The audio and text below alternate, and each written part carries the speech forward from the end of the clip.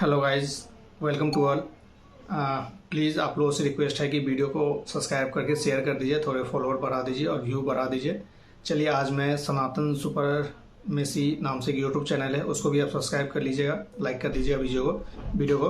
तो वहाँ से एक वीडियो अपलोड हुआ है कि श्री कृष्ण जी का जो महाभारत में विश्व रूप जो अर्जुन जी को दिखाए थे वो कितने पावरफुल है और क्या वो महादेव से बड़े हैं या ब्रह्मदेव से बड़े हैं या कितने बड़े हैं वो है।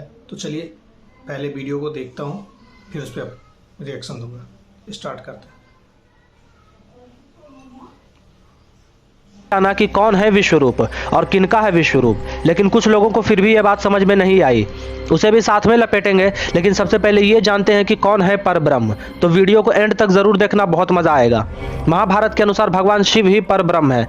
हाँ, वो बात अलग है कि हरि हरा एक ही है, लेकिन जब लोग एक के चक्कर में दूसरे की सुप्रीमेसी को डिनाई करते हैं तो उन्हें जवाब देना जरूरी हो जाता है। तो चलो यार, शुरू करते हैं बिना किसी बकचोदी के। महाभारत में साफ मेंशन है कि भगवान शिव ही परब्रह्म है, जिन्हें विश्वरूप के साथ देखा जाता है। सारी सृष्टि उन्हीं से उत्पन्न होती है और अंत में उन्हीं में समाहित हो जाती है। जिनके अंदर सृष्टि बनती और बिगड़ती है वो कोई और नहीं बल्कि ईशान है। नारायण स्वयं महादेव से कहते हैं कि प्रभु, आप ही इस सृष्टि को बनाते हैं, बचाते हैं और समय आने पर इसे खत्म भी कर देते हैं। सभी गॉड्स आप ही की रचना है। देव, असुर, नाग, राक्षस, पिशाच, मनुष्य, पशु, पक्षी, गंधर्व, यक्ष और अन्य प्राणियों के साथ समग्र सृष्टि आप में ही बनते और बिगड़ते हैं। इंद्र, वरुण, चंद्र, सूर्य समेत सभी देवताओं के लिए किए जाने वाले यज्ञ और कार्य वास्तव में आपको ही समर्पित होते हैं। चर, अचर, पवन, ब्रह्म सब आप में ही उत्पन्न होते हैं। श्री कृष्ण जी का जन्म भी महादेव से ही हुआ था और वो महादेव को ही समर्पित है। वो ये भी जानते हैं कि महादेव ही सबके अनंत सोर्स हैं, जिन्हें लिंग के रूप में पूजा जाता है।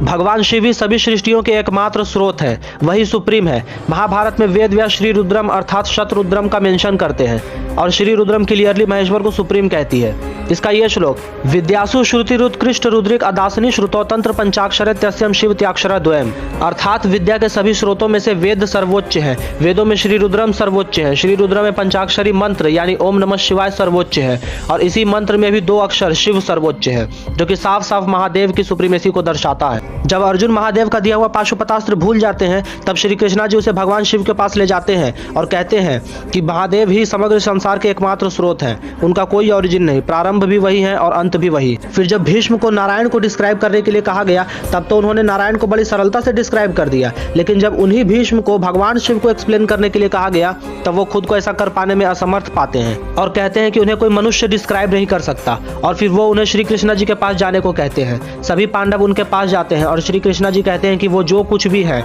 सब महादेव की ही कृपा से है।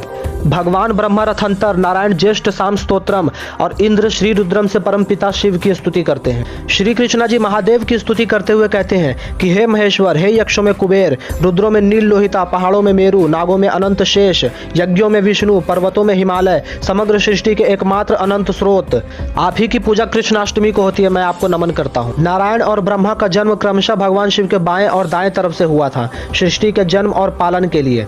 उसके बाद उन्होंने भगवान रुद्र को भी बनाया, जो संहार का कार्य करते हैं। हर कल्प के अंत में सारी सृष्टि उन्हीं रुद्र में समाहित हो जाती है। अनुशासन पर्व में श्री कृष्णा जी कहते हैं कि जब महादेव ने उन्हें दर्शन दिया तब वो उन्हें देख पाने में असमर्थ थे। तब वो उन्हें बारंबार नमन करने लगे और कहने लगे कि तमस, रजस, सतत्व सब उन्हीं में वास करता है, और भी कई तरह से उनकी स्तुति की।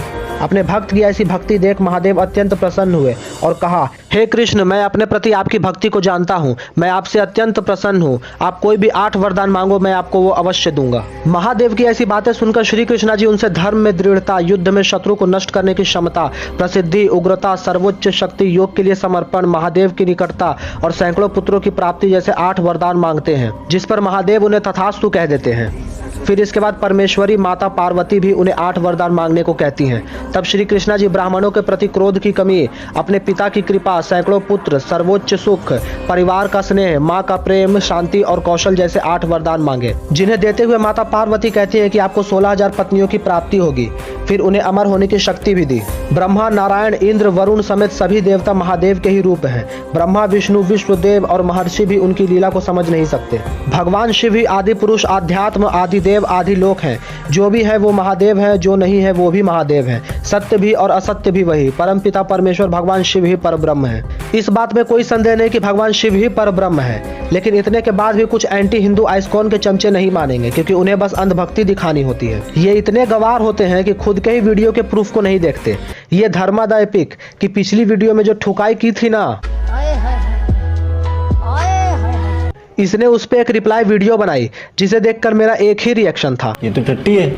निर्लज्ज, तू फिर आ गया। वीडियो में चला था मुझे एक्सपोज कर रहे, लेकिन बेचारा खुद ही एक्सपोज हो गया। आज फिर से इसके सारे क्लेम्स का एक एक करके वस्त्र हरण करते हैं। अभी मजा आएगा ना भिड़ो। सबसे पहले तो ये भोस ओके नहीं दूंगा। हाँ, तो सबसे पहले झोपड़ पप्पू कहता है कि मैं इसकी फेक आईडी बनाकर हर जगह कमेंट करता हूँ।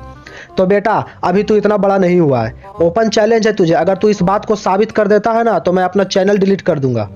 और हाँ, मैं ये जानता हूँ कि तेरी फेक आईडी किसने बनाई है, लेकिन मैं नहीं बताऊंगा।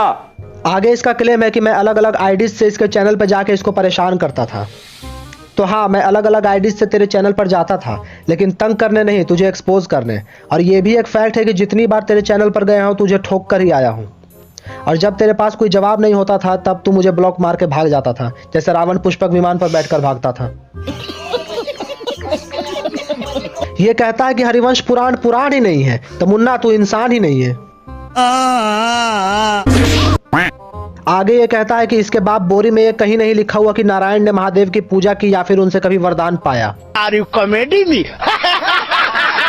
अरे इसे कोई बताओ यार कि 66,000 कल्पों तक नारायण केवल हवा पे रह के अपने पूरे शरीर को सुखा करके इतनी कठोर तपस्या के बाद महादेव ने उन्हें दर्शन दिया था और अजय होने का वरदान भी दिया था। इसके दूसरे बाप हरिवंश पुराण में तो नारायण ने अपनी एक आंख अर्पण करके भगवान शिव से सुदर्शन चक्र पाया था। तो इससे तो ये तो कंफर्म हो गया कि इस झोपड़ पप्पू ने बोरी भी नहीं पढ़ी। ओम फट स्वाहा। फिर इसने ये कहा कि विश्व रूप भगवान शिव का है ही नहीं, वो तो उनका नाम है। अच्छा, हमको सिखा दिया है। तो ऐसे गवारों के लिए ही महाभारत में फुट नोट्स दिए जाते हैं। जहां जहां भी महादेव का विश्व रूप का उल्लेख मिलता है, वहां वहां फुट नोट्स भी हैं, जिनसे क्लियर है कि विश्व रूप महादेव का ही है। और इसके लिए मैंने पिछली वीडियो में रेफरेंस देते वक्त फुट नोट्स भी दिए थे, ताकि इसके जैसे अनपढ़ लोग देखें और समझ जाएं। लेकिन ये अनपढ़ के साथ साथ गवार भी है। विश्वरूप सिर्फ महादेव का ही है। और रही बात नाम की, तो विश्वरूप नाम का एक और बंदा था महाभारत में, जिसके केस में ऐसा कुछ भी फुट नोट्स नहीं है। द्रोण पर्व में भी कहा गया है कि विश्वरूप सिर्फ महादेव का ही है और वही विश्वरूपधारी है, जहां विश्वरूप का इंग्लिश मीनिंग भी लिखा है। अगर ये नाम होता तो ऐसा नहीं लिखा होता। तो इन सब से यह स्पष्ट हो चुका कि विश्वरूप महादेव का ही है। आगे इस झोपड़ पप्पू ने कुछ रेफरेंसेस देकर यह क्लेम किया कि विश्वरूप नारायण का है, लेकिन मुझे इसके प्रूफ में कहीं नजर नहीं आया कि विश्वरूप नारायण का है। आपको मिले तो आप ही बता दो यार। हाँ, नारायण और महादेव अलग नहीं है, लेकिन इस टॉपिक पे विश्वरूप महादेव का ही है। इसीलिए कहते हैं पढ़ाई लिखाई में ध्यान लगाओ, IAS बनो और देश को संभालो, लेकिन नहीं तुम्हारी गांड में चनूने का। आगे ये क्लेम करता है कि भगवान शिव का गला इंद्र के वज्र के प्रहार से भी नीला पड़ा था। हाँ यार, इसने फिर से वही पुराना वाला क्लेम किया जिसे मैंने इस वाले वीडियो में एक्सपोज कर दिया था। मतलब गवार ने बोरी तो पढ़ी ही नहीं। बोरी में क्लियरली लिखा है कि समुद्र मंथन से निकले विष को धारण करने के कारण मेरे भोलेनाथ का गला नीला पड़ा था। उस विनाशकारी विष को मेरे भोलेनाथ ने पिया था संसार को बचाने के लिए, नारायण या किसी और ने नहीं। दम है तो ये इंद्र वाली बात को एक और जगह से प्रूफ करके दिखा दे, किसी और बुक से, क्योंकि ये स्टेटमेंट क्लियरली इंटरपोलेशन साबित होता है यहाँ पर। उसके बाद ये कहता है कि अर्जुन ने भगवान शिव को बराबरी की टक्कर दी थी। बेटा, इतने तेज कंटाप मारेंगे ना कि 3 घंटा बैठ के यहाँ पे रोएगा सुअर कहीं का। मतलब इसने पूरा सिनेरियो तो पढ़ा ही नहीं। जब आप पढ़ोगे तो पूरा का पूरा चैप्टर अर्जुन की धुलाई से भरा हुआ पाओगे, जबकि उस समय महादेव ने अपनी शक्ति का अंश मात्र भी यूज नहीं किया था। मुझे पता है कि इसके क्लेम का सोर्स क्या है, क्योंकि मेंशन तो ये भी है कि कर्ण को कवच कुंडल के साथ सभी देवी देवता अर्जुन और अपने सुदर्शन चक्र के साथ श्री कृष्ण भी नहीं हरा सकते थे। तो क्या कर्ण कवच कुंडल के साथ श्री कृष्ण से ज्यादा पावरफुल हो गया? इसके जैसे लोग कोई भी प्रेजिंग स्टेटमेंट्स पढ़कर सड़क चलते किसी को भी अपना बाप बना लेते हैं। कुछ ऐसे रेफरेंसेस दिखाकर यह कहता है कि नारायण पर ब्रह्म है। अब कोई इसे समझाओ यार कि ऐसे स्टेटमेंट्स महादेव के लिए भी यूज हुए हैं। इसे तो यह भी नहीं पता कि नारायण जो कुछ भी है महादेव की ही कृपा से हैं। सभी ध्यान लगाकर उन्हीं की चरणों का स्मरण करते हैं, लेकिन इस झोपड़ी वाले को कहां दिखेगा। फिर ये बाणासुर युद्ध का रेफरेंस देते हुए कहता है कि श्री कृष्णा जी ने भगवान शिव को हराया। अरे कौन भौंक रहा है ये बदतमीज? जरा सोचो इसने रेफरेंस कहां से दिया होगा? हरिवंश पुराण से यार, और कहां से? तो बेटा सेम युद्ध का डिटेल में मेंशन शिव महापुराण में है, जहां जब श्री कृष्ण किसी भी तरह से जब महादेव को ओवर पावर नहीं कर पाए तब उन्होंने मन ही मन महादेव की तपस्या की और उनसे विजयी होने का आशीर्वाद मांगा। खैर, अगर आपको बाणासुर युद्ध पर एक डिटेल वीडियो चाहिए तो कमेंट्स में बता देना, मैं इस टॉपिक पर बना दूंगा। तो अब टॉपिक पर आते हैं। आगे ये बंदा ये वाला रेफरेंस दिखाकर कहता है कि शारंग पिनाक से अधिक शक्तिशाली धनुष है। तो बेटा पहली बात कि तेरे रेफरेंस में कहीं नहीं लिखा कि उस धनुष का नाम पिनाक था, तो इतने कॉन्फिडेंस के साथ उसे पिनाक कैसे क्लेम कर रहा है? और दूसरी बात, रुक्मी का विजय धनुष, नारायण का शारंग और अर्जुन का गांडीव बराबर शक्तिशाली थे, और कर्ण का विजय धनुष रुक्मी के धनुष से ज्यादा पावरफुल था, यानी वो शारंग से भी ज्यादा पावरफुल हुआ। तो पिनाक के लेवल का तो तू अंदाजा ही लगा ले। और तीसरी बात, तू पहले उस धनुष का नाम बता, उसके बाद युद्ध पर देखते हैं। अगर आपको सभी फाइट्स की वीडियो चाहिए तो भी बोल देना, वो भी मिल जाएगी। आगे ये इसे दिखाकर कहता है कि महादेव को नारायण ने पराजित किया। तो बेटा सिर्फ चेरी पिकिंग करके एक दो लाइन उठाने से कुछ नहीं होता, पूरा सिनेरियो देखना होता है, जिसे देखकर यही पता चलता है कि महादेव ने ही डोमिनेट किया है। लेकिन ये तो गधा का गधा ही रहेगा। ओम फट स्वाहा।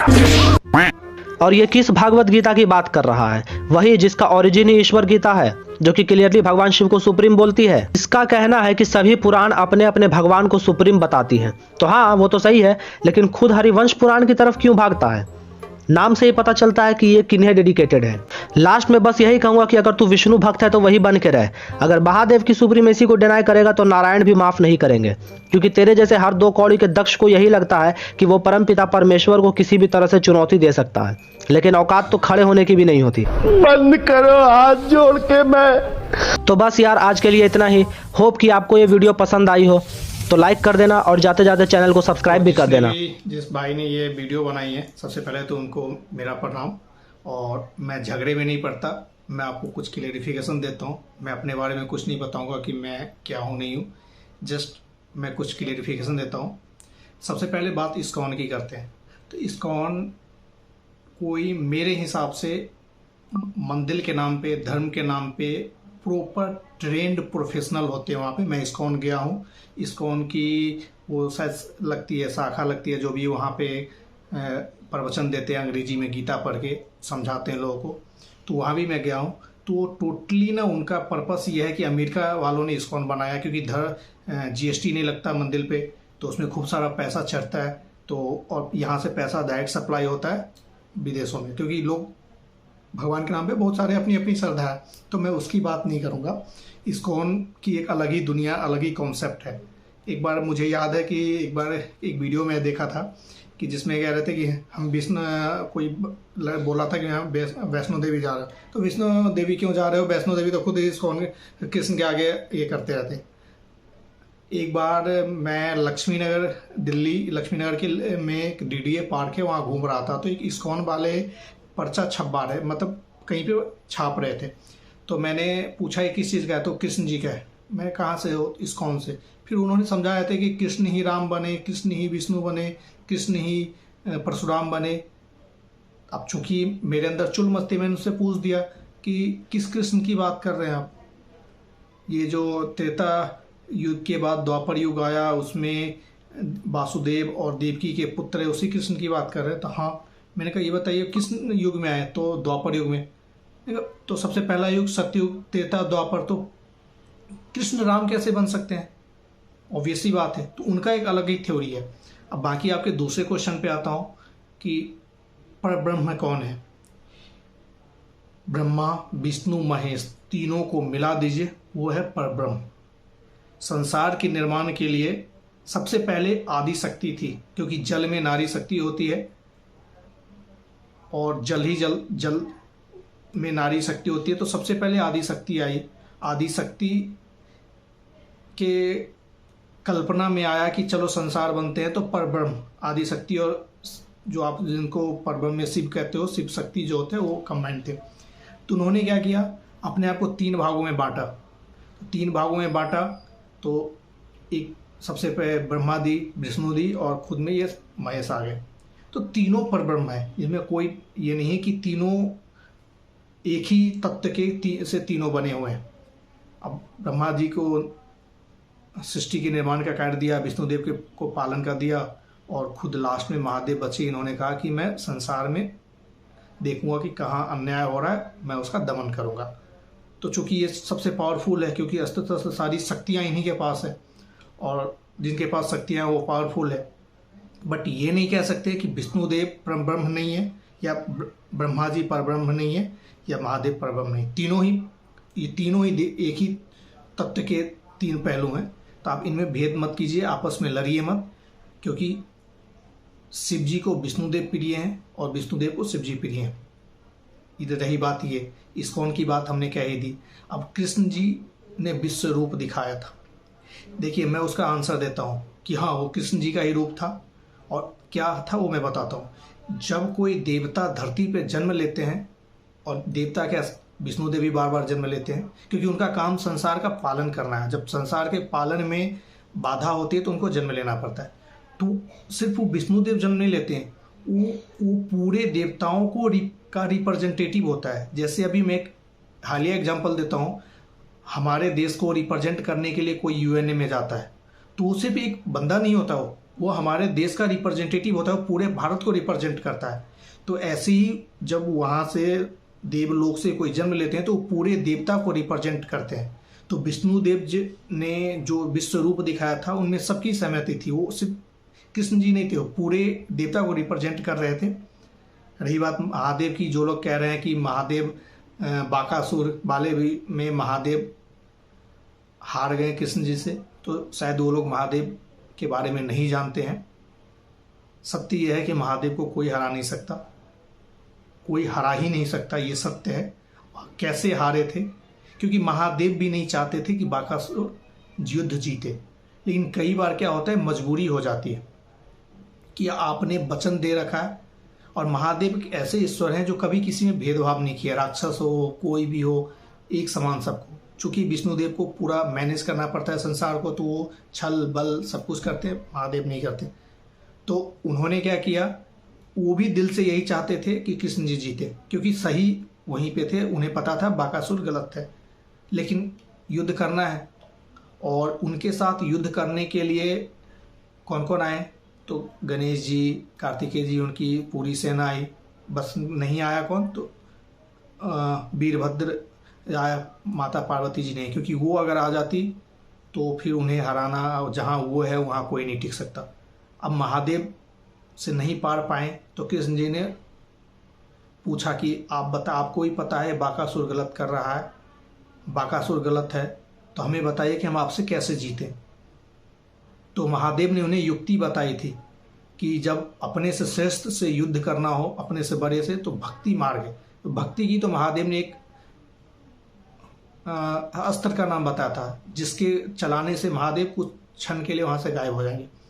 तो ये हुआ था, चूँकि महादेव भी ऐसा चाहते थे। और ऐसे नंबर ऑफ टाइम है, विष्णुदेव के नरसिंह अवतार में उनके नरसिंह रूप को महादेव ने शांत किया था।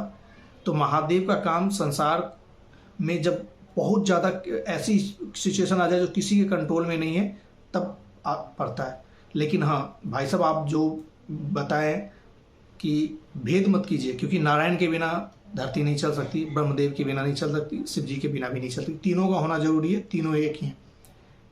अब इस्कॉन वालों का भगवान ही मालिक है, वो पूरा प्रॉफिट पे कंसंट्रेटेड है, पूरा ट्रेंड प्रोफेशनल होते हैं। वो उनकी जो प्रवचन देते हैं या जो देते हैं, उन्हें सैलरी, मेरे हिसाब से, मैं श्योर नहीं हूँ, लेकिन उन्हें सैलरी मिलती होगी।